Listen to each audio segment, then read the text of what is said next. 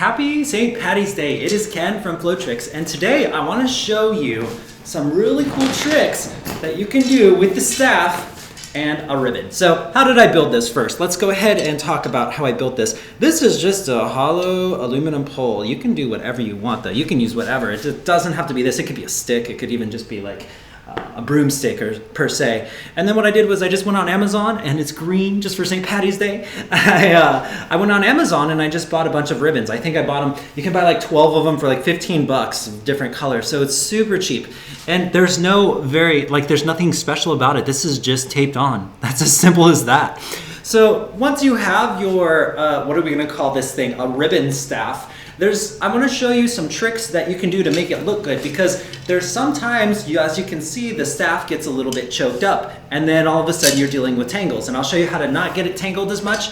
The first thing to do, if you really want to get to it, is to figure out the distance. This is a very, very long ribbon, which is great if you're doing it as a ribbon dancing, but since you have less control as a staff, you may even want to tape it down a second time so it creates a loop. This will be half as long, but then you'll have two streamers coming out instead of one, which is pretty cool.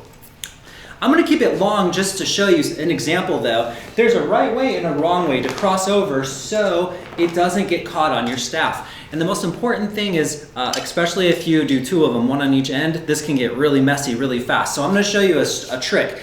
As we're crossing over, what needs to happen is the staff cannot touch the line that it's creating. If it does touch the line that it creates, it's going to get caught. Let me give you an example. As this is coming down, if my staff crosses over into here, it's going to lock into my hand.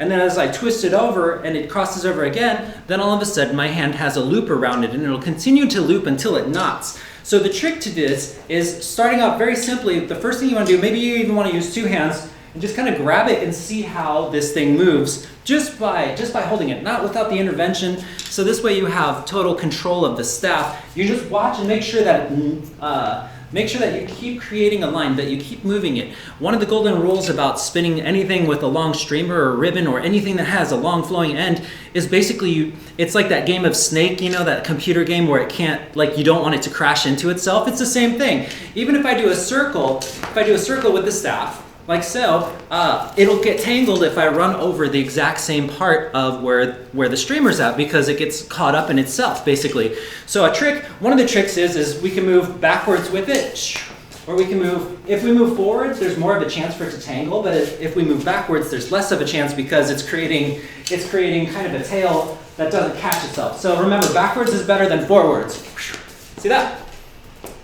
And if we're doing a figure eight, we don't really have the option to go backwards, but what we can do is make sure that that we stay to the inside of whatever this ribbon creates. So if I'm doing a figure eight, as this ribbon is going up here, you'll notice that I'm actually not holding the staff straight. Like usually with a figure eight, you have that staff very straight like this, but that will cause it to wrap around itself over and over again. You may unwrap it, but eventually it'll get kind of messy and it can get caught on your hands. So the trick that I would say, the easiest way to do it, is to make sure you actually have it a little bit at an angle, so that way this clears it, but it never actually touches. So the ribbon is always going to be to the outside, so you're actually creating two circles, a circle of this staff and then a circle with this staff. And as long as they don't cross each other, you will not have them touch. So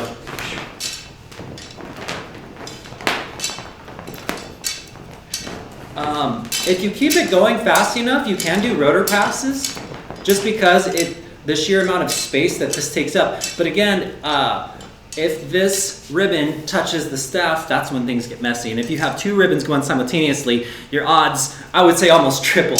So keep that in mind when you're spinning it, and remember to have lots of fun. Remember not to cross into your lines, and see what you can come up with. Again, this is just a really fun addition that you can do with the staff. If it gets too challenging, go ahead and just fold it in half. Grab it like so. We'll make a knot. And what you'll find is as you shorten the length, two things. As you shorten the length, usually the effect goes down a little bit more, so it's not as dramatic of an effect, but you're able to do more tricks because now there's a lot less. Do you see how, like, there's no way that this circle can now get caught onto this end of the staff unless you really try hard, because now it's a lot shorter. Still pretty long, but in terms of being able to spin now, it has a lot less well, it has a lot less drag that it's pulling behind it, so you don't have to be as careful. So if you're still finding that you're having problems with your awesome little, what do we want to call this, ribbon staff, go ahead and shorten the length and see if that works. I personally prefer, I mean, if instead of cutting it, I would rather just double it up, or even if I did cut it, I just add another ribbon. I mean, it might look cool with 5 ribbons, who knows, I haven't even tried it. But I thought this would be kind of like a fun little new thing to give it a shot with. So let me know if you did make a video. I would love to see. And I will talk to y'all soon. If you guys need anything at all, message me. Because, you know, I'm always happy to hear from patrons. You guys, like, support my rent. So, you know, anything I can do to help you guys get better, let me know. Otherwise, I'm just gonna keep thinking of fun or new or interesting either nunchuck techniques or other things just to kind of keep it going. So, but if you have comments or suggestions, definitely let me know. Always open to listen. So take care and talk to y'all soon.